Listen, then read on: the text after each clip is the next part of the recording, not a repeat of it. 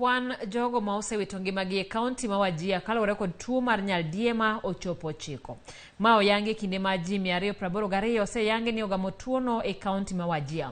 Kano loso kar chiwo kony ma apoya, jatend migawo mar thieth e kaunti no Habisa Ali Malim wacho ni migawo no osechuogo kuonde thieth 3 ne kony mapiyo ka nyamburko mabiro chwalo pi bende oseket tenge. Migawo mar thieth bende omedo kwan jochiw thieth ka riwruoge machiwo kony ne oganda chiwo chiemo kod yedhe ne jotuo. Jodak okwa mondo chung limbe mathoth magitimo ne jotuo kaka yo mar gayo landruok no mar tuo nyaldiema.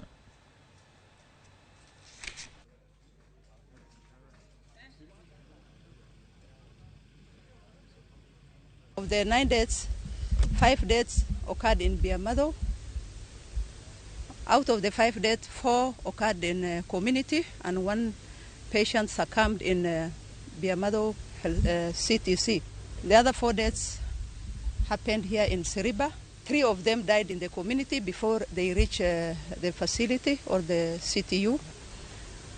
And 1 patient died in our CTU. We hope with this concerted effort, largely by the county government of Wajir, but equally by our partners, that in the near future, in the days ahead, we will have sufficiently covered every patient that is in here or those who may be admitted in the days ahead.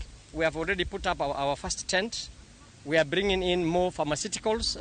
They are on the way coming. And we are posting new staff, 1 clinical officer, 2 nurses, and 1 water technician.